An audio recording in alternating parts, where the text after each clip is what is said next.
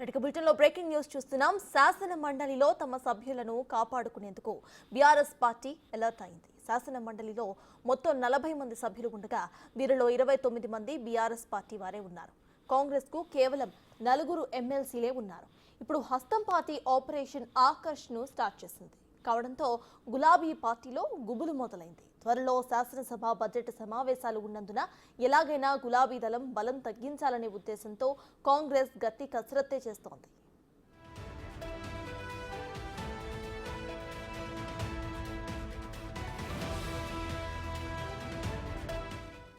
శాసన మండలిలో పలు కీలక బిల్లులు ఆమోదానికి బీఆర్ఎస్ ఎమ్మెల్సీలు అడ్డుపడే అవకాశం ఉన్నందున కాంగ్రెస్ వారికి గాలం వేస్తోంది. ఇప్పటికే కొందరు బీఆర్ఎస్ ఎమ్మెల్యేలతో టచ్లో ఉన్నట్టుగా సమాచారం. వీరు పార్టీని వీడి కాంగ్రెస్తో జటకట్టేందుకు సిద్ధమయ్యారనే టాక్ కూడా వినిపిస్తోంది. దీంతో బీఆర్ఎస్ అధిష్టానం అలర్ట్ అయింది. ఎవరెవరు పార్టీ మారే అవకాశం ఉందో వారి పేర్లను ఆరా తీస్తోంది. ఎమ్మెల్సీలకు సన్నిహితంగా ఉండే వారి నుంచి వివరాలను సేకరిస్తుంది.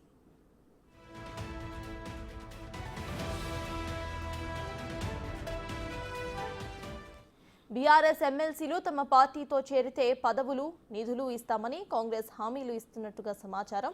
బీఆర్ఎస్ రాజకీయ భవిష్యత్తు ఇచ్చినప్పటికీ కూడా మరో కొంతకాలం పదవి ఉండాలంటే పార్టీ మారటం శ్రేయస్సుకరమని కొందరు ఎమ్మెల్సీలు భావిస్తున్నట్టుగా టాక్. అందులో భాగంగానే కాంగ్రెస్ తీర్థం పుచ్చుకునేందుకు పలువురు సిద్ధమవుతున్నట్టు తెలుస్తోంది. కొందరికి పార్టీ అధినేత కేసీఆర్ ఫోన్ చేస్తే వారి నుంచి సరైన సమాధానం కూడా రావడం లేదని, అలాగని పార్టీలో కొనసాగుతామని కూడా చెప్పడం లేదంటున్నారు. దీంతో 29 మంది బీఆర్ఎస్ ఎమ్మెల్సీల్లో కనీసం 10 మందైనా మిగులుతారా అనే సందేహం కారు పార్టీని ఇప్పుడు రేకెత్తిస్తోంది.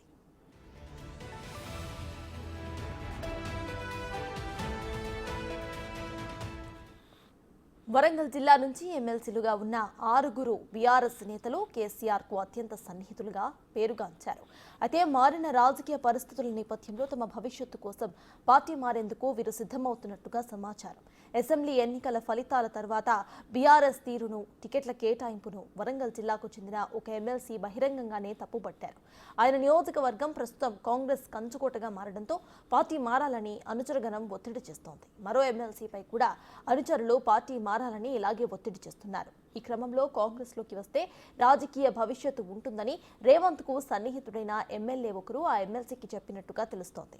ఈ జిల్లాకు చెందిన మరో ఎమ్మెల్సీకి కాంగ్రెస్ కు చెందిన 2 మంత్రులతో అత్యంత సన్నిహిత సంబంధాలు ఉండటంతో ఆయన కూడా కాంగ్రెస్ లోకి జంప్ చేసే అవకాశాలు ఉన్నట్టు సమాచారం.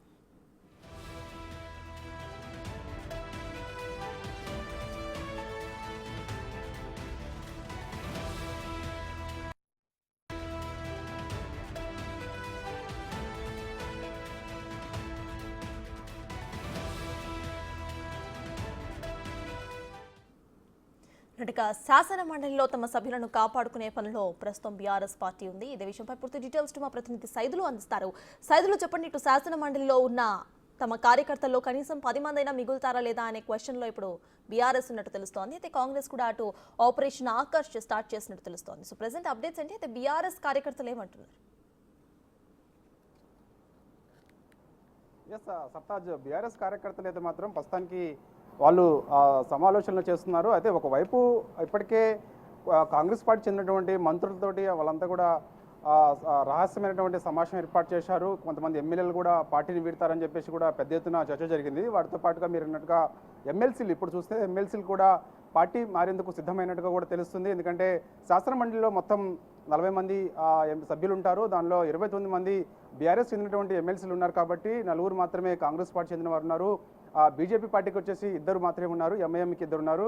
మిగతా ఇండిపెండెంట్లు అంటే ఉపాధ్యాయ సంఘాలకు చెందినటువంటి వారు 2 ఉన్నారు. సో ఈ విధంగా చూసుకున్నట్టయితే మనకి రానున్న నెలలో అసెంబ్లీ సమావేశాలు కూడా ఏర్పాటు చేసేందుకు ప్రభుత్వం అందుకు ప్రణాళికలు రచిస్తుంది. సో ఇక ఖచ్చితంగా ఏదైనా అసెంబ్లీలో కొన్ని నిర్ణయాలు తీసుకోవాల్సి ఉంటుంది, చట్టబద్ధమైనటువంటి నిర్ణయాలు తీసుకోవాల్సి ఉంటుంది. వాటికి సంబంధించిన బిల్లులు పాస్ కావాలంటే శాసన మండలిలో కూడా మెజార్టీ సభ్యుల ఆమోదం